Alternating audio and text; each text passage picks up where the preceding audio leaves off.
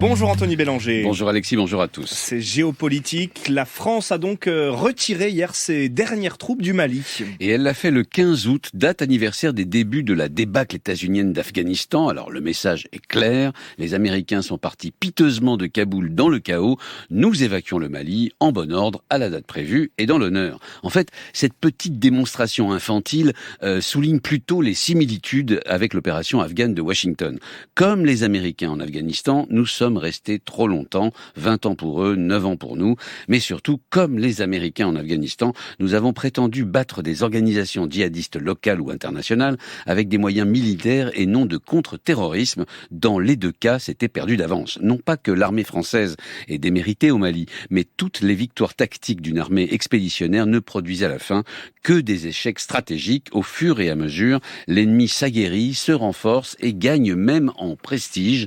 Après les opérations Serval, puis Barkhane, d'un conflit qui en 2013 était confiné aux marges du désert algérien et au nord du Mali, on aboutit aujourd'hui à au moins 5 pays impliqués, Mali, Niger, Burkina Faso et même Tchad et Bénin. L'année dernière, plus de 2500 actes terroristes y ont été recensés entre ces 5 pays, faisant 6000 morts. Quel échec! Et quelles ont été les autres erreurs de Paris? Eh bien, d'avoir fait de la France-Afrique à l'ancienne, c'est-à-dire envoyer l'armée d'abord, papoter ensuite. En 60 ans, la France est intervenue pas moins d'une quarantaine de fois en Afrique et toujours de cette façon. La Grande-Bretagne, qui elle aussi est une ancienne puissance coloniale, n'est à titre de comparaison intervenue militairement qu'une seule fois depuis les indépendances au Sierra Leone en 2000 sous Tony Blair. De plus, la France au Mali s'est mêlée de politique intérieure en soutenant par exemple des organisations Touareg au nord du Mali, les dédouanant de l'opprobre djihadiste pour leur confier un rôle de maintien de l'ordre, voire de partenaire.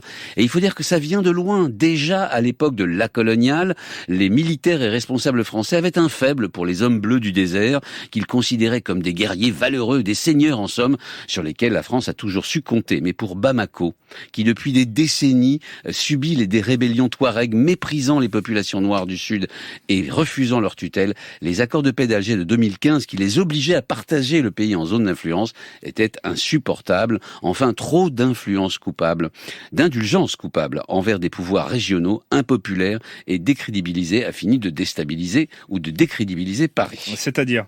On ne peut pas réclamer un processus démocratique exemplaire au Mali et soutenir une succession dynastique au Tchad. On ne peut pas appuyer des décennies durant un régime militaire au Burkina Faso, celui de Blaise Compaoré, et en menacer un autre à Bamako.